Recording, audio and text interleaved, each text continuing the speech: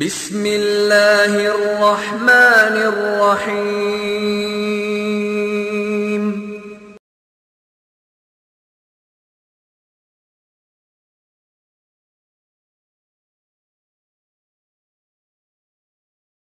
ان الحمد للہ نحمده ونستعینه ونستغفره ونعوذ باللہ من شرور انفسنا ومن سیئات اعمالنا من يهده الله فلا مضل له ومن يضلل فلا هادي له واشهد ان لا اله الا الله وحده لا شريك له واشهد ان محمدا عبده ورسوله اما بعد فان خير الحديث كتاب الله وخير الهدي هدي محمد صلى الله عليه وسلم وشر الامور محدثاتها وكل محدثة بدعة وكل بدعة ضلالة وكل ضلالة في النار رب اشرح لي صدري ويسر لي امري واحلل عقدة من لساني يفقهوا قولي رب اعوذ بك من همزات الشياطين واعوذ بك رب ان يحضرون اعوذ باللہ السمیع العلیم من الشیطان الرجیم حتی اذا رأوا ما یوعدون فسیعلمون من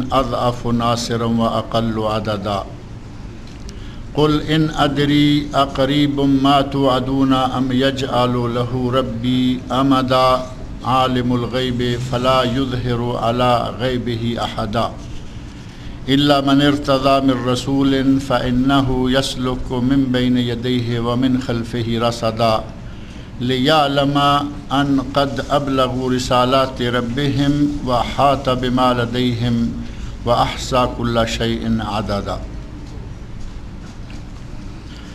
یہ سورۃ الجن کی آخری چند آیات ہیں جو میں نے ابھی آپ کے سامنے پڑھی ہیں، اور گزشتہ 2-3 نشستوں میں اس صورت کا پہلا حصہ جو ہے وہ ترجمہ، تشریح اور تفسیر سمیت ہم پڑھ چکے ہیں۔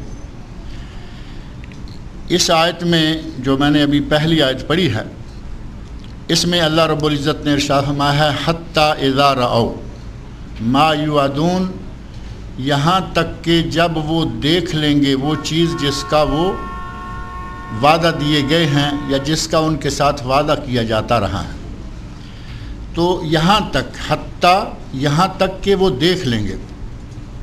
تو اس کا معنی یہ کہ اس جملہ سے پہلے کوئی ایک جملہ ہے، یہاں تک کہ وہ دیکھ لیں گے، تو وہ پہلا جملہ کیا ہے؟ مفسرین کرام نے یہاں جو ایک غائب جملہ مانا ہے وہ یہ ہے کہ وہ اپنے کرتوتوں سے باز نہیں آئیں گے، وہ جس ڈگر پر چل رہے ہیں اس سے باز نہیں آئیں گے یہاں تک کہ وہ اس چیز کو دیکھ لیں جس چیز کا ان کے ساتھ وعدہ کیا جاتا رہا ہے، وعدہ کیا جا رہا ہے۔ تو وہ چیز کیا ہوگی؟ اللہ کی طرف سے جب عذاب دیکھ لیں گے، اپنی آنکھوں سے دیکھ لیں گے، تو پھر انہیں پتہ چلے گا کہ جو باتیں ہم سے کہی جاتی رہی ہیں وہ ساری کی ساری باتیں صحیح تھیں، لیکن انہوں نے اپنے نفس کی غلامی کرتے ہوئے یا کسی بھی وجہ سے شیطان کے بہکاوے میں آ کر، مال دولت کی لالچ میں آ کر یا کسی دوسرے سبب سے انہوں نے نہیں مانا، لیکن جب وہ اپنے سامنے ان چیزوں کو دیکھ لیں گے تو دیکھنے کے بعد ظاہر ہے کہ نہ ماننے والی بات جو ہے وہ ختم ہو جائے گی۔ چنانچہ اللہ تعالیٰ نے فرمایا حتی اذا رأوا ما یوعدون، یہاں تک کہ جب وہ دیکھ لیں گے وہ چیز جس کا کہ ان سے وعدہ کیا جاتا رہا ہے، فسیعلمون، اس وقت وہ جان لیں گے، من اضعف ناصرا و اقل عددا، کہ کون ہے جو مددگاروں کے اعتبار سے کمزور ہے اور مددگاروں کی یا جتھے جماعت کی گنتی کے اعتبار سے کم ہے۔ اور یہاں اللہ رب العزت نے مشرکین مکہ کا جو رویہ تھا اس کی طرف اشارہ فرما دیا کہ نبی صلی اللہ علیہ وسلم جب نبوت ملی تو اس وقت آپ نے دعوت کا کام شروع فرما دیا۔ وَأَنذِرْ عَشِيرَتَكَ الْأَقْرَبِينَ، اللہ نے فرمایا کہ اپنے خاندان والوں کو، اپنے قرابت داروں کو ڈراؤ، اور اللہ کے نبی صلی اللہ علیہ وسلم نے یہ کام شروع فرما دیا۔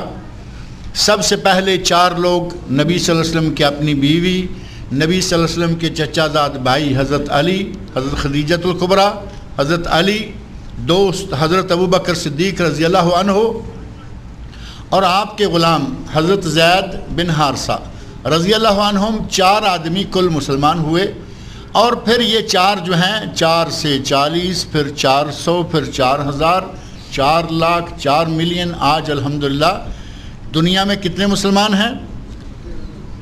آج 1.5 ارب صرف مسلمان ہیں۔ کل 6 ارب انسان ہیں، جن میں سے 1.5 ارب صرف مسلمان ہیں۔ اللہ رب العزت کا یہ بہت بڑا احسان ہے کہ مسلمانوں کی یہ تعداد جو ہے یہ بہت بڑی تعداد ہے۔ بظاہر ہمیں لگ رہا ہے کہ 1/4 ہیں کل، لیکن 1/4 مسلمان ہیں، دوسری جو 3/4 ہیں اس میں ساری دنیا کے کافر ہیں، ہندو اس میں، عیسائی اس میں، یہودی اس میں، بدھسٹ اس میں، سکھ اس میں، اور کتنے اور ہیں جن کو ہم جانتے بھی نہیں، جین مت، فلاں مت، فلاں مت، کتنے بدمغز لوگ ابھی اور بھی ہیں، وہ سارے 3/4 میں، اور مسلمان اکیلے 1/4 میں۔ اس اعتبار سے مسلمانوں کی تعداد اس وقت دنیا میں بہت بڑی تعداد ہے۔ تعداد کے اعتبار سے مسلمان بہت بڑی قوم ہے، اور ایمان کے اعتبار سے مسلمان اس وقت بہت چھوٹی سی قوم رہ گئے۔ یہی وجہ ہے کہ کفار آپ دیکھ رہے ہیں مسلمانوں پر جس ملک میں جب چاہتے ہیں چڑھ دوڑتے ہیں، اور انہیں کوئی روکنے والا نہیں ملتا۔ یہ مسلمانوں کی ایمانی کمزوری، ورنہ دولت کا کوئی شمار نہیں، عدد تعداد کا کوئی شمار نہیں، اور آج تو الحمدللہ عالم اسلام ایٹمی طاقت بھی حاصل کر چکا ہے۔ یہ کسی سے کوئی ڈکی چھپی بات نہیں ہے۔ ایٹمی طاقت موجود، مادی قوت موجود، افرادی قوت موجود، لیکن مسلمان اس وقت بھی ساری دنیا میں پریشان حال ہیں۔ تو یہ ہمارے دلوں کی ایمان کی کمزوری کا نتیجہ ہے، ورنہ تعداد کم نہیں۔ 4 تھے، 40 ہوئے، 400 ہوئے، بلکہ 400 سے پہلے 400 سے پہلے جب مجاہدین ابھی صرف 313 ہوئے تھے تو عالم کفر کو للکارا، میدان بدر میں عالم کفر کے دانت کھٹے کر دیے، وہ ابھی 400 بھی نہیں ہیں، اور آج الحمدللہ کوئی شمار ہی نہیں۔ مسلمان بہت تھوڑے تھے، مشرکین مکہ ان کے مقابلے میں بہت زیادہ۔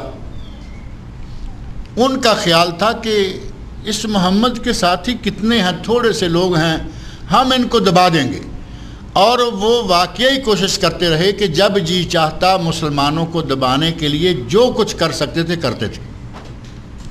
اللہ رب العزت نے انہیں اس آیت میں یہ بھی جتا دیا، کیونکہ یہ آپ کو معلوم ہے سورۃ مکی، آیات مکی، اللہ رب العزت نے انہیں جتا دیا، یاد دلا دیا کہ دیکھو آج تم سمجھتے ہو کہ تم بے شمار ہو اور تمہارا مقابلہ کرنے والا کوئی نہیں ہے، ایسی بات کوئی ہمیشہ رہنے والی نہیں۔ آج نہیں تو کل ان میں وہ قوت آ جائے گی، ان میں وہ طاقت آ جائے گی، ان کی اتنی تعداد ہو جائے گی کہ تم ان کا مقابلہ نہیں کر پاؤ گے۔ اور ان لوگوں کے اس وقت کے رویے کو اللہ رب العزت نے بیان فرما دیا، فَسَيَعْلَمُونَ مَنْ أَضْعَفُ نَاصِرًا، انہیں پتہ چل جائے گا کہ مددگاروں کے اعتبار سے کمزور کون ہے۔ مومن کا، مسلمان کا مددگار فرشتہ بھی، مومن کا، مسلمان کا مددگار اور کوئی ہو نہ ہو خود اللہ، مسلمان کا مددگار اللہ، اور جس کے ساتھ اللہ ہے اس کو کسی قسم کا کوئی خطرہ نہیں ہوتا۔ مسلمانوں کو تعلیم دینے کے لیے، ان کی ڈھارس بندھانے کے لیے اور کفر کے دانت کھٹے کرنے کے لیے اللہ رب العزت نے ان کو بتا دیا کہ کل کلاں کو تمہیں پتہ چل جائے گا کہ آج تم جو اتنی ہوائیں چھوڑ رہے ہو کہ ہم بہت ہیں، ہماری قوت بہت ہے، یہ تھوڑے مٹھی بھر مسلمان ہیں، ہمارا کیا بگاڑیں گے، انہیں کل جب دیکھیں گے حالات تو اس وقت ان کو پتہ چل جائے گا۔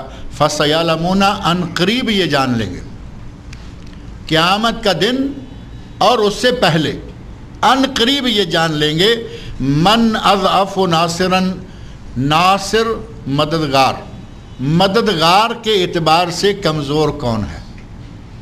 جس کا مددگار ایک فرشتہ بھی ہو جائے اس سے طاقتور اور کون ہو سکتا ہے۔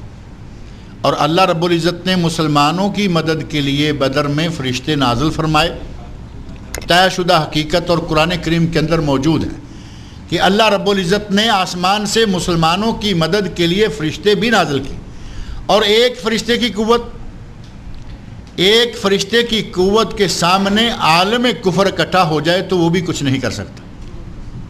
اللہ نے فرمایا کہ انہیں عنقریب پتہ چل جائے گا کہ قوت اور نصرت کس کے پاس ہے، اور مددگار کے اعتبار سے کمزور کون ہے، وَأَقَلُّ عَدَدًا، اور تعداد کے اعتبار سے کم کون ہے، تعداد کے اعتبار سے کم کون ہے وہ بھی انہیں عنقریب پتہ چل جائے گا۔ اللہ رب العزت نے مشرکین مکہ کی اس حالت کے بارے میں بالکل واضح طور پر ان کو اعلان کر کے بتا دیا کہ آج تم زیادہ ہو، لیکن یہ حالت ہمیشہ رہنے والی نہیں ہے۔ یہ نہیں ہے کہ ہمیشہ تم زیادہ ہی رہو گے اور مسلمان کم رہیں گے، تم جب چاہو گے ان کو پریشان کرو گے۔ یہ حالات بدلنے والے ہیں، اور الحمدللہ حالات بدل گئے۔ قیامت کے دن تو بڑی دور کی بات ہے، اللہ رب العزت نے صرف 13 سال کے بعد پلٹ دیا، اور ہجری صرف 2 ہجری میں یہ غزوہ بدر کا واقعہ پیش آیا۔ اللہ رب العزت نے مسلمانوں کو فتح عطا فرمائی، تو اللہ رب العزت نے فرمایا فَسَيَعْلَمُونَ مَنْ أَضْعَفُ نَاصِرًا، یہ لوگ عنقریب جان لیں گے، انہیں پتہ چل جائے گا کہ مددگار ہونے کے، مددگاروں کے اعتبار سے یا مددگار کے اعتبار سے کمزور کون ہے، وَأَقَلُّ عَدَدًا، عدد کے اعتبار سے، تعداد کے اعتبار سے، جماعت کے اعتبار سے چھوٹا کون ہے، یہ عنقریب جان لیں گے۔ قُلْ إِنْ أَدْرِي أَقَرِيبٌ مَا تُوعَدُونَ أَمْ يَجْعَلُ لَهُ رَبِّي أَمَدًا، ارشاد فرمایا اللہ رب العزت نے کہ اے میرے نبی ان سے کہہ دو، ان لوگوں سے کہہ دو کہ میں نہیں جانتا، ان ادری اقریب ما توعدون، جو تم سے وعدہ کیا جا رہا ہے یہ قریب ہے، ام یجعل لہ ربی امدا، یا میرا رب اس کے لیے کوئی لمبی مدت مقرر کر دے گا، میں نہیں جانتا۔ نبی اکرم صلی اللہ علیہ وسلم نے اپنی پوزیشن واضح فرما دی، اور قل ان ادری، اے میرے نبی ان سے کہہ دیجئے، یعنی گویا کہ کسی نے سوال کیا یا کسی نے یہ اعتراض کیا کہ تم جو کہتے ہو کہ اگر نہ مانو گے، اللہ کی نہ مانو گے، میری تابع داری نہ کرو گے، عذاب آ جائے گا، پکڑے جاؤ گے، یہ ہوگا وہ ہوگا، تو یہ کب ہوگا؟ مشرکین مکہ کہتے ہیں کہ کب ہوگا؟ اللہ رب العزت نے ان کے اس سوال کو ظاہر نہیں فرمایا، لیکن یہ بتا دیا کہ اے میرے نبی کہہ دیجئے، قل ان ادری، میں نہیں جانتا، اقریب ما توعدون، جس عذاب کا یا مسلمانوں کے غلبے کا، مسلمانوں کی فتح کا تم وعدہ دیے جا رہے ہو، یہ قریب ہوگا، ام یجعل لہ ربی امدا، یا میرا رب کوئی لمبی مدت رکھ دے گا، میں نہیں جانتا۔ نبی اکرم صلی اللہ علیہ وسلم نے اپنی پوزیشن بالکل واضح فرما دی کہ میں نہیں جانتا۔ نبی صلی اللہ علیہ وسلم خود کہہ رہے ہیں میں نہیں جانتا، ہمارے بھائی کہتے ہیں نہیں وہ جانتے تھے، ہے نا؟ کتنا ہمارے پاک و ہند میں اتنا بڑا یہ مسئلہ کھڑا کر دیا گیا، وہ ہر چیز جانتے تھے۔ نبی صلی اللہ علیہ وسلم عالم الغیب، یہاں اتنا نہیں جانتے کہ ہمیں غلبہ کب حاصل ہو جائے گا، اتنا نہیں جانتے کہ جس کا وعدہ میں خود ان کو بتاتا ہوں کہ اللہ نے وعدہ کیا ہے تم مغلوب ہوگے، ہم غالب ہوں گے، اللہ نے وعدہ کیا ہے کہ تمہیں میں پکڑوں گا، تمہارا حساب کتاب لوں گا، لیکن کب لوں گا پتہ نہیں۔ لا ادری، قل ان ادری، اے میرے نبی کہہ دو کہ میں نہیں جانتا۔ جو آدمی ایک بات کے بارے میں کہے کہ میں یہ نہیں جانتا، اسے کہا جائے کہ وہ عالم الغیب ہے، کیا یہ بات بنتی ہے؟ عالم الغیب سوائے اللہ کی ذات کے کوئی نہیں ہے۔ آگے ساتھ ہی اللہ تعالیٰ نے فرما دیا عالم الغیب، اللہ عالم الغیب ہے، فلا یظہر علی غیبہ احدا، اس کے غیب پر کوئی آدمی اطلاع نہیں پا سکتا، اس کے غیب پر جو علم اس کے پاس ہے اس پر کوئی آدمی مطلع نہیں ہو سکتا۔ اب اس آیت میں تو خاص طور پر عالم الغیب، اللہ عالم الغیب ہے، فلا یظہر علی غیبہ احدا، اس کے غیب پر کوئی اطلاع نہیں پا سکتا، لیکن ساتھ ہی فرما دیا الا من ارتضی من رسول، سوائے اس کے کہ جس رسول کو اللہ رب العزت اپنی مرضی سے کچھ غیب کی باتیں بتانا چاہے۔ اب اگر اپنی مرضی سے غیب کی باتیں کسی رسول کو اللہ بتا دے تو کیا وہ رسول غیب دان شمار ہوگا؟ نہیں ہوگا۔ اللہ کے رسول صلی اللہ علیہ وسلم سے پہلے کہلوا لیا، قل ان ادری، کہہ دو میرے نبی کہ میں نہیں جانتا یہ تمہارے ساتھ جو وعدے کیے جا رہے ہیں یہ کب ہوں گے، جلدی ہوں گے، لیٹ ہوں گے، میں نہیں جانتا۔ اور ساتھ ہی فرما دیا کہ عالم الغیب صرف وہ ہے اور وہ اپنے غیب پر کسی کو مطلع نہیں کرتا سوائے اس رسول کے جس کو اپنے غیب پر مطلع کرنے کی وہ رضامندی خود رکھے۔ اللہ اگر چاہتا ہے تو کسی کو غیب پر مطلع کر دیتا ہے۔ اب یہاں یہ آیت موجود ہے قرآن کریم میں، ایک جگہ نہیں، غیب کا لفظ الغیب جو ہے یہ 30 مقامات پر آیا ہے، 30 مقامات پر الغیب، لیکن کہیں موضوع کسی طرح ہے، کہیں کسی طرح ہے۔ ان تمام مقامات سے آپ صرف جو 2 مقامات ہیں ان کو مختصر انداز سے اپنے سامنے رکھیں تو انشاءاللہ یہ مسئلہ جو ہے ہمیں لاٹھیاں اٹھانے یا بندوقیں چلانے کی ضرورت ہی نہیں پڑتی۔ مسئلہ قرآن کریم نے خود حل کر رکھا ہے۔ 30 سے زیادہ مقام پر یہ لفظ الغیب ہے اور ان میں سے 5-7 مقامات ایسے ہیں جو بالکل واضح ہیں کہ اللہ کے نبی غیب نہیں جانتے تھے۔ جب اللہ کے نبی غیب نہیں جانتے تھے تو کون جان سکتا ہے؟ ہمارے یہاں تو آپ کو معلوم ہے نا کہ اللہ کے نبی تو ایک بہت بڑی شخصیت ہیں، بہت بڑی ذات ہیں، اللہ کے ساتھ بڑا قرب ہے، وحی کا تعلق رہا اور اللہ رب العزت نے آسمان پر اپنے پاس بلایا۔ ان تمام عظمتوں کے باوجود اللہ کہہ رہا ہے کہ اے میرے نبی قل ان ادری، میں نہیں جانتا۔ اور دوسرا مقام ہے سورۃ الانعام۔ سورۃ الانعام کی آیت نمبر 50 میں اللہ رب العزت نے ارشاد فرمایا ہے قل لا اقول لکم عندی خزائن اللہ ولا اعلم الغیب ولا اقول لکم انی ملک۔ اے میرے نبی کہہ دیجئے، قل کا معنی تو معروف ہے نا، قل هو اللہ احد، ہم ہر نماز میں پڑھتے ہیں، ہر رکعت میں پڑھتے ہیں۔ قل کہہ دیجئے، اے میرے نبی کہہ دیجئے، لا اقول لکم عندی خزائن اللہ، میں نہیں کہتا کہ میرے پاس اللہ کے خزانے ہیں، میں نہیں کہتا کہ میرے پاس اللہ کے خزانے ہیں۔ ادھر نبی صلی اللہ علیہ وسلم سے اللہ یہ کہلوا رہا ہے کہ میرے پاس اللہ کے خزانے نہیں ہیں، اور ہمارے لاہور میں گنج بخش بنا کے بٹھایا ہوا ہے ایک آدمی کو، وہ تو آپ سنتے ہیں نا، داتا گنج بخش، خزانے بخشنے والا داتا۔ اللہ کے نبی کو اللہ کہے کہ کہہ دو کہ میرے پاس اللہ کے خزانے نہیں ہیں۔ قل لا اقول لکم عندی خزائن اللہ، میں نہیں کہتا کہ میرے پاس اللہ کے خزانے ہیں، ولا اعلم الغیب، اور نہ ہی میں غیب جانتا ہوں۔ یہ ہمارا جو مسئلہ ہے اس سے متعلقہ کلمات، ولا اعلم الغیب، میں غیب نہیں جانتا، ولا اقول لکم انی ملک، اور میں یہ بھی نہیں کہتا کہ میں نور ہوں۔ مسئلہ حل ہوتا ہے یا نہیں؟ ملک کا معنی تو ہے فرشتہ۔ ولا اقول لکم انی ملک، میں نہیں کہتا کہ میں فرشتہ ہوں۔ فرشتے کس چیز سے بنائے گئے ہیں؟ نور سے۔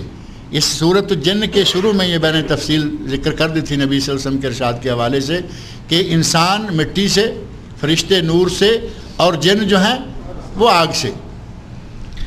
نبی اکرم صلی اللہ علیہ وسلم سے اللہ رب العزت نے یہاں 3 باتیں کہلوائیں کہ اے میرے نبی اپنی زبان سے آپ کہہ دیجئے، لوگوں کو کہہ دیجئے کہ میرے پاس اللہ کے خزانے نہیں ہیں۔ دوسرا یہ کہ میں غیب نہیں جانتا، اور تیسرا یہ کہ میں فرشتہ نہیں ہوں، میں نوری نہیں ہوں۔ میں کون ہوں؟ قل انما انا بشر مثلکم، صاف طور پر فرمایا کہ اے میرے نبی کہہ دیجئے کہ میں تو تمہاری طرح کا بشر ہوں۔ تو یہاں فرما دیا کہ کہہ دو کہ میں فرشتہ نہیں ہوں، یعنی میں نوری نہیں ہوں، میں تو بشر ہوں، تمہاری طرح کا ہوں۔ یہاں اللہ رب العزت نے نبی اکرم صلی اللہ علیہ وسلم کی زبان مبارک سے واضح کروا دیا ولا عالم الغیب، کہ میں غیب نہیں جانتا۔ اور قرآن کریم کا اسی سورہ انعام کی ہی آیت 50، یہ آیت 50 ہے، اور آیت 59 دیکھ لیں، 50 اور 9 59. وَعِنْدَهُ مَفَاتِحُ الْغَيْبِ. اللہ نے فرمایا کہ اللہ کے پاس ہیں غیب کی چابیاں. وَعِنْدَهُ مَفَاتِحُ الْغَيْبِ لَا يَعْلَمُهَا إِلَّا هُوَ. ان چابیوں کو، ان غیب کو سوائے اس کے کوئی نہیں جانتا. اللہ رب العزت بڑی تاکید کے ساتھ، بڑی باریکی کے ساتھ کہہ رہا ہے کہ غیب کی چابیاں اس کے پاس ہیں، غیب کو سوائے اس کے کوئی نہیں جانتا. نبیوں سے غیب کا انکار کر دیا، ولیوں سے تو آٹومیٹک ہو جائے گا. اور ہمارے تو ولی بھی بڑے عجیب قسم کے ہوتے ہیں. اب ان کو تو ہم ولی ماننے کو تیار نہیں. اگر کوئی ولی ہو، اصل میں صحیح معنوں میں کوئی ولی ہو، تو وہ بھی غیب نہیں جانتا. نبی صلی اللہ علیہ وسلم جب غیب نہیں جانتے تو ولی کیسے جانے گا؟ صحابی کیسے جانے گا؟ کوئی اور کیسے جانے گا؟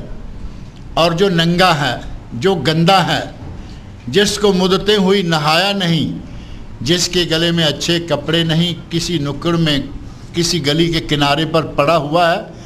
ہمارے وہاں جو سرکاریں ہیں، سرکاروں کے تو بڑے عجیب و غریب قسم کے حالات. ہم ان کو بھی غیب دان مانتے ہیں، ان کو بھی بڑا کچھ دیے بیٹھے ہیں. اللہ کے نبی صلی اللہ علیہ وسلم جو اتنی بڑی شخصیت ہیں، اللہ نے فرمایا کہ تمہارے پاس بھی کچھ نہیں. غیب تم نہیں جانتے، فرشتے تم نہیں ہو، اور ہمارے خزانے تمہارے پاس نہیں ہیں. یہ لاہور میں جس کو چاہے بٹھا دیں، پشاور میں جس کو چاہے بٹھا دیں، دہلی اور بنگلور میں جس کو چاہے بٹھاتے رہیں، کسی کے پاس کچھ نہیں. غیب کی چابیاں کس کے پاس ہیں؟ اللہ رب العزت کے پاس. اللہ نے فرمایا وَعِنْدَهُ مَفَاتِحُ الْغَيْبِ لَا يَعْلَمُهَا إِلَّا هُوَ. اس کے سوا غیب کو کوئی نہیں جانتا. وَيَعْلَمُ مَا فِي الْبَرِّ وَالْبَحْرِ. سمندر میں کیا ہے، باہر خشکی میں کیا ہے، باہر سمندر میں کیا ہے، باہر خشکی میں کیا ہے، وہ صرف وہی جانتا ہے. اور اس کے جاننے کی حد کتنی ہے، یعنی کس حد تک اس کا علم ہے. وَمَا تَسْقُطُ مِنْ وَرَقَةٍ إِلَّا يَعْلَمُهَا. کسی درخت سے پتا بھی نہیں گرتا سوائے اس کے کہ اللہ اس کو جانتا ہے. کس درخت سے، کہاں وہ درخت ہے، کس چیز کا درخت ہے، اس سے پتا کب جھڑتا ہے، اللہ اس کو بھی جانتا ہے. بلکہ اگر یہ کہا جائے کہ پتا اپنی شاخ سے ٹوٹ کر زمین پر گرتے ہوئے کتنی مرتبہ چکر لے گا، اللہ اس کو بھی جانتا ہے. اور یہ جاننا صرف اللہ کے لیے خاص ہے. یہ جاننا صرف اللہ کے ساتھ خاص ہے. دوسرا کوئی اس مقام تک نہیں پہنچ سکتا.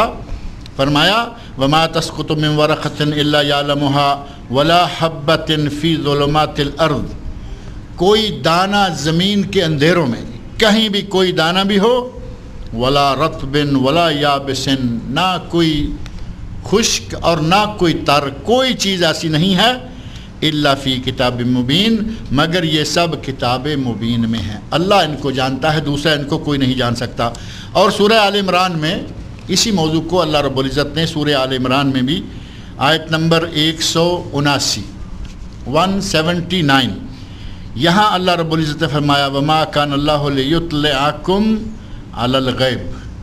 اللہ تمہیں غیب کی اطلاع دینے والا نہیں ہے. وَلَكِنَّ اللَّهَ يَجْتَبِي مِن رُّسُلِهِ مَن يَشَاءُ.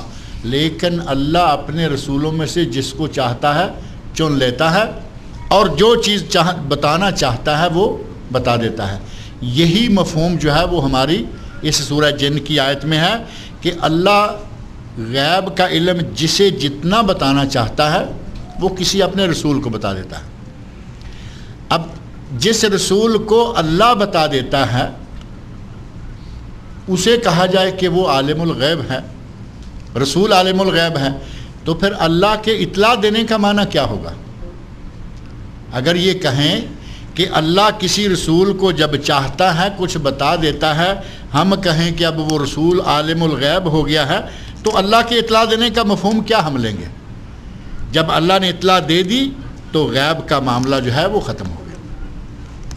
اور میں کئی مرتبہ مثال دیا کرتا ہوں کہ اگر یہاں بارش ہو رہی ہو، یہاں خبر میں بارش ہو رہی ہے، پاکستان سے، انڈیا سے، بنگلہ دیش سے، انگلینڈ سے، امریکہ سے کسی نے فون کیا، اور گفتگو کے دوران عموماً یہ ہوتا ہے کہ بھائی تمہارے یہاں موسم کیسا ہے؟ جب پتہ چل رہا ہو نا کہ فون سستا ہے، بات ہے کوئی خاص نہیں، ہاں تمہارے یہاں موسم کیسا ہے، بات کو لمبا کرنے کا ایک انداز، تو وہ کہیں گے جی ہمارے یہاں تو بارش ہو رہی ہے۔ اب یہاں کا امریکہ کا میرا خیال ہے 12-14 گھنٹے کا فرق ہے، فاصلہ ہے۔ 12-14 گھنٹے جہاز بھاگ بھاگ کے تھکتا ہے، تب جا کے وہ امریکہ پہنچتا ہے، اور اس آدمی نے یہاں سے کہہ دیا کہ ہمارے خبر میں بارش ہو رہی ہے۔ وہ باہر نکلے اور شور مچا دے کہ میں جانتا ہوں خبر میں بارش ہو رہی ہے، تو کیا یہ وہ آدمی غیب جاننے والوں میں سے شمار ہو جائے گا؟ کیونکہ اسے تو یہاں سے فون پہ بتایا گیا، فون پہ بتا دے، فیکس میں بتا دے۔ آج کل تو انٹرنیٹ میں حالات اتنے زیادہ وسائل ہمارے پاس آ چکے ہیں، اگر کسی بھی وسیلے سے کسی کو خبر پہنچ جائے تو وہ غیب جاننے والا نہیں ہوگا۔ غیب جاننے والا پھر وہی ذات جو اپنی طرف غیب کو منسوب کرتا ہے کہ سوائے اللہ کے کوئی غیب نہیں جانتا۔ اور نبی صلی اللہ علیہ وسلم کے غیب جاننے قرآن کریم کے بہت سارے مقامات ہیں، میں نے یہ 2-3 خاص طور پر اس لیے آپ کے سامنے رکھ دیے کہ مسئلہ واضح ہو جائے۔ ہمارے یہاں ہر کسی کو غیب کی کہتے ہیں جی نہیں ہمیں اپنے پیر صاحب کو بتانے کی بھی ضرورت نہیں پڑتی، انہیں ہماری حاجتوں کا خود ہی پتہ ہوتا ہے۔ ہم تو ہر کسی کو غیب دان بنا دیتے ہیں، یہ غیب دانی ہے یا نہیں؟ اسی طرح کچھ لوگوں کا غیب دانی کا دعویٰ ہے، وہ زبان سے نہیں کہتے لیکن اپنے عملوں سے کہتے ہیں۔ وہ کاہن جن کا شاید پچھلے درس میں نے ذکر کیا تھا، یہاں 2-3 ہفتے پہلے ٹیلی ویژن پہ بیٹھے ہوئے ہیں، آپ فون کیجئے کہ حضرت مجھے کچھ یہ وہ محسوس ہو رہا ہے، تو وہ کہے گا ہاں آپ پہ کسی نے کچھ کیا ہوا ہے۔ تو غیب دانی کا دعویٰ ہے یا نہیں؟ تمہیں لاہور میں بیٹھے ہوئے، تمہیں دہلی میں بیٹھے ہوئے کس نے بتا دیا کہ مجھے کسی نے کچھ کیا ہوا ہے؟ جنوں سے بڑے ناجائز طریقوں سے مدد لینے والے یہ جادوگر اور کاہن، جن کا اللہ کے رسول صلی اللہ علیہ وسلم نے بری طرح رد کیا ہے، ہمارے لوگوں کے آج کل ان کے ساتھ بڑے اچھے مراسم ہیں، اچھے تعلقات ہیں۔ ذرا کوئی تکلیف ہوئی فوراً فون اٹھایا، کوئی ٹیلی ویژن پہ بیٹھا ہے، کوئی ریڈیو پہ بیٹھا ہے، کوئی اخبار میں بیٹھا ہوا ہے، اور کچھ لوگوں کے اپنے اڈے چل رہے ہیں۔ ہم نے ان لوگوں کو کیا سمجھ رکھا ہے؟ ہم اپنے عقیدے کے اعتبار سے ان کو غیب جاننے والا مانتے ہیں، اور کچھ لوگوں کے یقین مانے کھل کھلا کے یہ کلمات جو ہے آتے رہتے ہیں۔ ہمیں انہیں کچھ بتانے کی ضرورت نہیں پڑتی، انہیں ہماری حاجتوں کا خود پتہ ہوتا ہے۔ گویا کہ قرآن کریم میں جتنی مرتبہ بھی غیب کا رد کیا گیا، یہ اس کا انکار کرنے والے ہیں، نبی اکرم صلی اللہ علیہ وسلم کی طرف نسبت کرتے ہیں، بعد میں صحابہ کو چھوڑ کے، تابعین کو چھوڑ کے اپنے لوگوں میں آ کے پھر غیب جو ہے وہ بانٹنا شروع کر دیتے ہیں، جبکہ غیب نہ نبی کو تھا، نہ صحابی کو، نہ تابعی کو، نہ تبع تابعین، جو اللہ بتا دیتا تھا۔ نبی اکرم صلی اللہ علیہ وسلم نے قیامت کی خبریں دی، قیامت ابھی آنا ہے لیکن یہ ہوگا، یہ ہوگا، یہ ہوگا، اور آخرت کی خبریں دیں، جنت میں یہ نعمتیں ملیں گی، جہنم میں یہ عذاب ہوں گے، قبر میں یہ حالات ہوں گے، یہ سارا کچھ اللہ رب العزت نے بتا دیا، تو غیب کا معاملہ ختم ہو گیا۔ امریکہ والے کو ہم نے بتا دیا کہ خبر میں بارش ہو رہی ہے، غیب کا معاملہ ختم ہو گیا۔ اسی طرح ہی نبی اکرم صلی اللہ علیہ وسلم کو جب اللہ کچھ بتا دیتا تھا تو غیب کہاں رہا؟ اور جب نبی کو غیب نہیں ہے، اور قرآن کہہ رہا ہے کہ کسی نبی کو غیب نہیں، اور خاص طور پر ہمارے نبی کے بارے میں صاف طور پر فرما دیا کہ اے میرے نبی ان لوگوں سے کہہ دو ان ادری، میں نہیں جانتا۔ اور ساتھ ہی عالم الغیب، عالم الغیب کون ہے؟ وہ اللہ کی ذات ہے۔ عالم الغیب فلا یظہر علی غیبہ احدا، وہ اپنے غیب پر کسی کو مطلع نہیں کرتا۔ اور اگر غیب کے معاملے کو دیکھنا ہو تو نبی صلی اللہ علیہ وسلم کی سیرت کا مطالعہ کر لیجئے۔ قرآن تو ہمارے بعض لوگ کہتے ہیں نا کہ اس کے لیے 27 علوم یا 17 علوم یا کتنے علوم چاہیے، وہ تو قرآن لوگوں کو پڑھنے دینا نہیں چاہتے، ورنہ اس قرآن کریم کو پڑھنے کے لیے اللہ نے آسان بنایا ہے۔ وَلَقَدْ يَسَّرْنَا الْقُرْآنَ، ہم نے قرآن کو آسان بنایا اور ہمارے مولوی نے قرآن کو مشکل کر دیا. کہا کہ نہیں قرآن نہیں پڑھنا، اس کے پڑھنے کے لیے، اس کے سمجھنے کے لیے پتہ نہیں کتنے علوم چاہیے. اللہ نے اپنی کتاب کو ہمارے لیے آسان بنایا تھا. اس قرآن کو اگر آپ نے ڈرتے ہوئے ہاتھ نہیں لگانا، پہلے 18 علوم 17 علوم سیکھنے ہیں، بعد میں آنا ہے. سیرت کی کتاب تو پڑھ سکتے ہیں نا سارے، سیرت کی کتاب پڑھیے. نبی صلی اللہ علیہ وسلم کی حیات طیبہ کا سب سے زیادہ تکلیف دہ واقعہ ہے واقعہ افق، حدیث افق. ام المومنین حضرت عائشہ صدیقہ رضی اللہ عنہا پر تہمت کا واقعہ. آپ تہمت کے واقعہ کی جزئیات کو دیکھیے، ایک ایک حصہ بتاتا ہے کہ نبی غیب نہیں جانتا.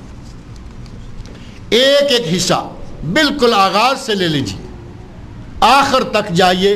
جب تک وحی نازل نہیں ہو گئی اللہ کے نبی کو کچھ معلوم نہیں. میری بیوی سچی ہے یا نہیں معلوم. اگر نبی صلی اللہ علیہ وسلم غیب دان ہوتے، قافلہ چلنے لگا تھا تو قافلے والوں کو روک لیتے. ٹھہر جاؤ بھائی، میری بیوی تو ابھی اونٹ پہ سوار نہیں ہوئی. بیوی اونٹ پہ سوار نہیں ہوئی، قافلہ چل گیا، نبی صلی اللہ علیہ وسلم چلے گئے، صحابہ چلے گئے. یہ کیسی غیبدانی ہے؟ کہاں جا کے ڈیرا لگایا؟ پتہ چلا کہ میری بیوی تو ہودج میں ہے نہیں. آدمی پیچھے سے آیا، تہمت لگ گئی. حضرت صفوان بن معطل رضی اللہ عنہ، ان کے نام سے تہمت لگ گئی. ناؤذ باللہ ان کے ساتھ تعلقات خراب کا معاملہ آ گیا. آپ اندازہ کریں کہ اتنا بڑا واقعہ پیش آ گیا اور نبی نے اپنے آپ کو عالم الغیب ثابت نہیں کیا، اپنے آپ کو عالم الغیب ہونے کا دعویٰ نہیں کیا، بلکہ اسی واقعے کے ضمن میں ایک چھوٹا سا ٹکڑا یہ آتا ہے کہ عائشہ اپنے باپ کے گھر چلی جاؤ. ابھی نبی صلی اللہ علیہ وسلم کو اپنی بیوی کی پاک دامنی کا یقین نہیں، الزام لگایا نہیں، لوگوں نے لگا دیا، سن لیا، کہا کہ اپنے باپ کے گھر چلی جاؤ. اور واقعی حضرت عائشہ رضی اللہ عنہ حضرت ابوبکر صدیق رضی اللہ عنہ کے گھر چلی گئی. یہ کیسی غیبدانی ہے کہ اپنا گھر اجاڑ لے آدمی، لوگوں کی باتیں جانتا ہے اور اپنے گھر کی نہیں جانتا. جب تک سورہ نور کی آیات نازل نہیں ہو گئیں، نبی صلی اللہ علیہ وسلم، آپ کے گھر والے، ابوبکر صدیق رضی اللہ عنہ، ان کے گھر والے، پوری امت اسلامیہ کے لوگ پریشان ہیں کہ یہ کیا ہو گیا. بالآخر 7 آسمانوں کے اوپر سے اللہ رب العزت نے سورہ نور کے شروع میں جو 10-15 آیات ہیں وہ آیات نازل فرمائیں، اور ان آیات سے پتہ چلا کہ نبی صلی اللہ علیہ وسلم کی بیوی بے داغ ہے. نبی صلی اللہ علیہ وسلم کی بیوی کے دامن پر کوئی داغ نہیں، وہ بری الذمہ ہے، وہ ان تہمتوں سے بالکل پاک ہے. اللہ نے آسمان سے بری کر دیا، لیکن نبی صلی اللہ علیہ وسلم نے اپنی بیوی کو بری نہیں مانا جب تک اللہ نے بری قرار نہیں دی. حضرت ابوبکر صدیق رضی اللہ عنہ نے کہا، بیٹی جاؤ نبی پاک صلی اللہ علیہ وسلم کا شکریہ ادا کرو، جا کے نبی پاک کا شکریہ ادا کرو کہ تمہاری براءت کا اعلان ہوا. تو معلوم ہے حضرت عائشہ نے کیا کہا تھا؟ کہا کہ میں اپنے رب کا شکریہ ادا کروں گی، نبی پاک نے میری براءت کا اعلان نہیں کیا جب تک اللہ نے نہیں کیا.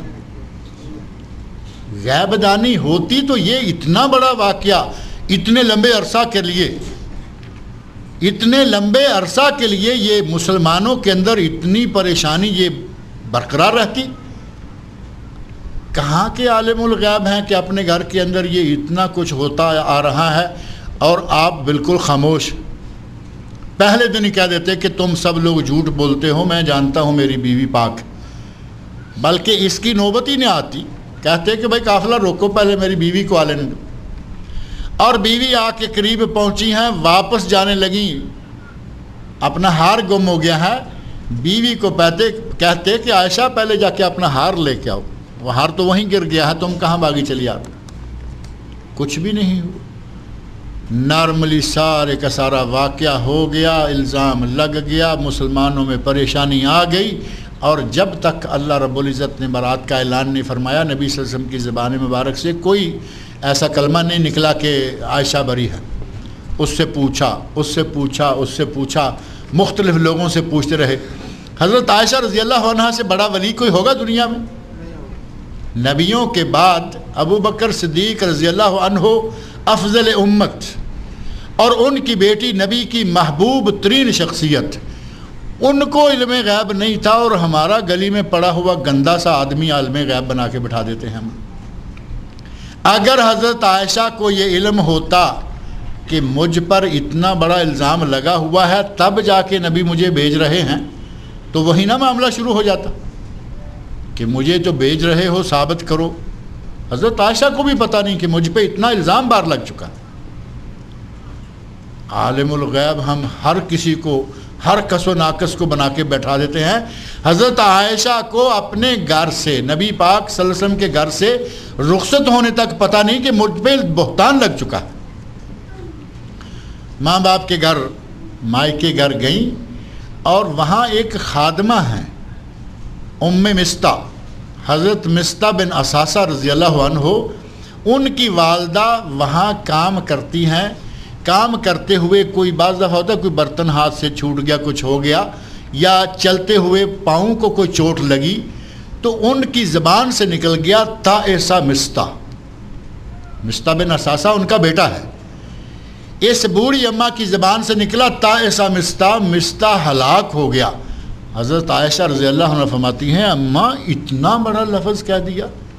مستہ تو بدری صحابہ میں سے ہے، مستہ بدری صحابہ میں سے، جن کے بارے میں اللہ رب العزت نے یہ اعلان کر دیا نبی صلی اللہ علیہ وسلم کی زبان مبارک سے۔ نبی صلی اللہ علیہ وسلم فرماتے ہیں کہ اللہ نے آسمان سے جھانک کر کہا کہ بدر میں شرکت کرنے والے 313 مسلمان آج کے بعد چاہے کچھ بھی عمل کریں، ان کے لیے جنت لکھ دی گئی ہے۔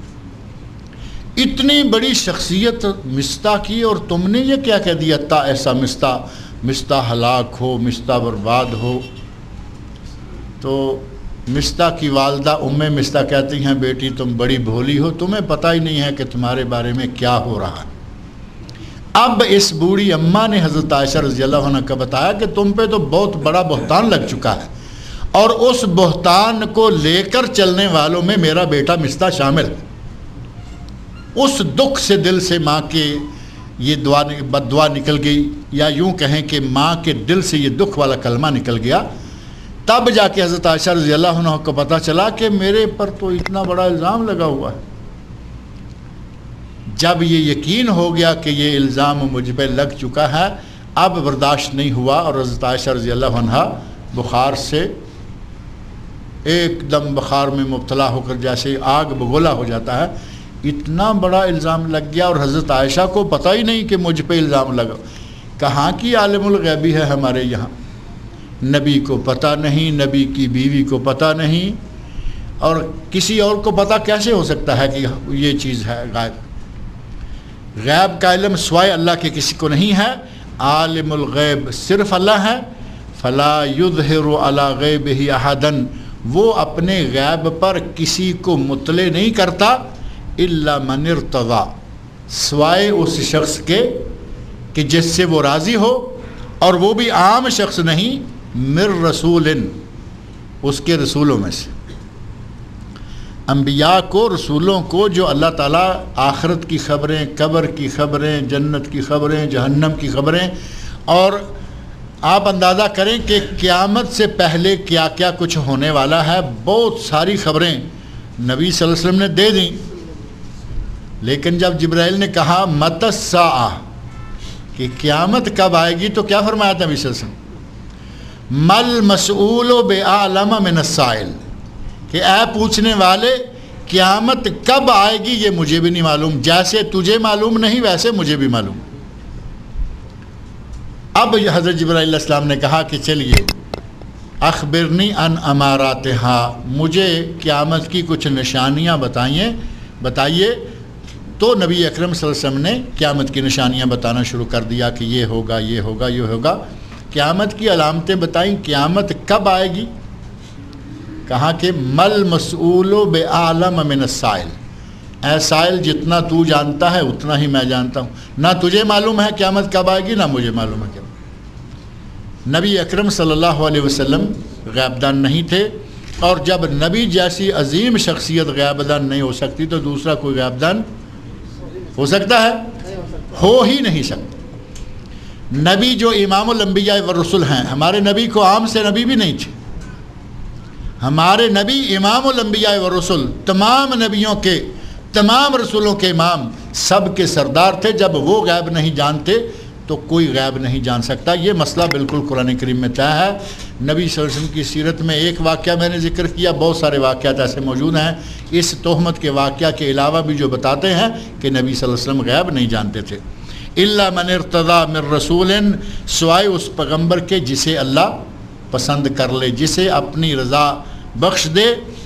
فإنه يسلك من بين يديه ومن خلفه رصدا، جسے اللہ اپنے غیب سے کچھ خبریں دیتا ہے اس کے ساتھ بھی اللہ تعالیٰ اس کے آگے اور پیچھے محافظ مقرر کر دیتا ہے، تاکہ جو خبر میرے نبی تک جائے اس خبر کو کوئی لیک آؤٹ نہ کر سکے، میرے نبی تک پہنچے اور میرا نبی ہی اس خبر کو دوسروں تک پہنچائے۔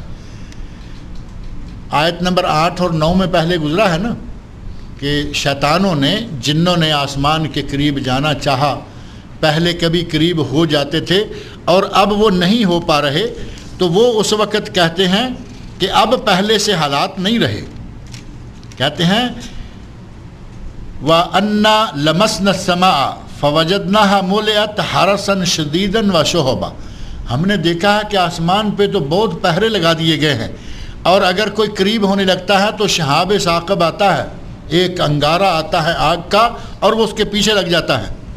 وَأَنَّا كُنَّا نَقْعُدُ مِنْهَا مَقَاعِدَ لِلسَّمْعِ، ہم کچھ سننے کے لیے، سن گن لگانے کے لیے بیٹھا کرتے تھے، لیکن فَمَن يَسْتَمِعِ الْآنَ، فَمَن يَسْتَمِعِ الْآنَ، جو اب سننے کی کوشش کرے گا، یجد لہ شہابا رصدا، اپنی گھات میں ایک شہاب، ایک آگ کے انگارے کو پائے گا، اب کوئی ادھر جانے کی کوشش بھی نہیں کر سکتا، قریب پھٹکنے کا کوئی راستہ نہیں رہا، سارے راستے اللہ نے بند کر دیے ہیں۔ اسی سلسلہ میں یہ بات بھی ہے کہ اللہ جس کو غیب کی کچھ خبریں بتانا چاہتا ہے، اللہ تعالیٰ اس کے آگے اس کے پیچھے محافظ مقرر کر دیتا ہے، اور وہ محافظ فرشتے ہیں، وہ محافظ اللہ کی مخلوقات میں سے، اس کی افواج میں سے، کیونکہ اللہ کے جنود، اللہ کی فوجیں کوئی نہیں جانتا الا ہو، سوائے اس کے، اللہ کی فوجوں کو سوائے اس کے کوئی نہیں جانتا۔ اللہ اس نبی کے، اس رسول کے آگے پیچھے محافظ مقرر کر دیتا ہے، لِيَعْلَمَ أَنْ قَدْ أَبْلَغُوا رِسَالَاتِ رَبِّهِمْ، تاکہ اللہ جان لے کہ انہوں نے اپنے رب کے پیغامات کو صحیح طور پر آگے پہنچا دیا ہے۔ یہاں لِيَعْلَمَ جو ہے اس میں تاکہ وہ جان لے، اس کے 3 معنی مفسرین کرام نے کیے ہیں۔ ایک یہ کہ تاکہ اللہ جان لے، تاکہ اللہ جان لے کہ نبی کو جو پیغام میں نے پہنچایا ہے وہ اس نے صحیح طور پر آگے پہنچا دیا، یا اللہ یہ جان لے کہ فرشتوں کو جو میں نے پیغام دے کے بھیجا ہے انہوں نے مکمل پیغام میرے نبی تک پہنچایا یا نہیں پہنچایا، اور تیسرا یہ کہ اللہ یہ جان لے کہ میں نے اپنے نبی کو جو پیغام دیا ہے میرے نبی نے آگے پہنچایا یا نہیں پہنچایا۔ 3 معنی، اللہ جان لے کہ فرشتوں نے پیغام آگے پہنچایا، اللہ جان لے کہ فرشتوں نے جو پیغام دیا تھا نبی نے آگے پہنچایا یا نہیں پہنچایا، اور اللہ یہ جان لے کہ ڈائریکٹ نبی نے وہ پیغام جتنا میں نے دیا ہے اس کو آگے پہنچایا یا نہیں پہنچایا۔ تینوں معنی ممکن ہیں، اور یہ تینوں ہی یہاں اللہ رب العزت نے اشارتاً دے دیے، لِيَعْلَمَ، تاکہ وہ جان لے، ان قد ابلغوا رسالات ربہم، اور بعض نے کہا کہ تاکہ نبی صلی اللہ علیہ وسلم نے جو دعوت و تبلیغ کا کام کرنا ہے اس کے بارے میں معلوم کر لے کہ کسی قسم کی کوئی کمی بیشی نہیں کی گئی۔ وَأَحَاطَ بِمَا لَدَيْهِمْ، اور اللہ احاطہ کیے ہوئے ہے اس چیز کا جو کچھ ان کے پاس ہے۔ بِمَا لَدَيْهِمْ، اس کے بھی 2 معنی ہیں، ایک یہ کہ جو نبیوں کے پاس ہے، یعنی دنیا میں جو کچھ ہے اللہ اس کا احاطہ کیے ہوئے ہے، اور بِمَا لَدَيْهِمْ کا معنی جو کچھ فرشتوں کے پاس ہے، جو فرشتے کو پیغام دے کے بھیجا، جو محافظوں کی موجودگی میں پیغام جا رہا ہے، جو کچھ کسی کے پاس ہے اللہ کو یہ معلوم ہے. اللہ احاطہ کیے ہوئے ہے. ایک لفظ، ایک زیر، ایک زبر کوئی کم و بیش نہیں کر سکتا، کیونکہ اللہ احاطہ کیے ہوئے ہے کہ میں نے کیا بھیجا ہے، ان میرے فرشتوں کے ہاتھوں کیا میں نے ارسال کیا ہے.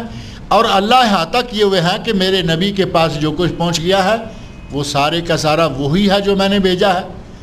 اللہ نے دونوں جگہوں کا احاطہ کیا ہوا ہے.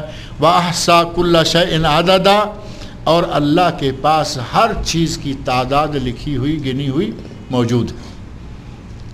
دنیا میں، کائنات میں جہاں جو کچھ ہے اللہ کو سب علم ہے، اللہ کے احاطے میں ہے. اس کائنات میں کوئی چیز بر میں ہے، بحر میں ہے، کوئی چیز اندھیرے میں ہے، کوئی روشنی میں ہے، کوئی اندر ہے، کوئی باہر ہے. اللہ رب العزت کے علم میں ہر چیز موجود ہے. اس کے علم سے باہر کوئی چیز نہیں ہے.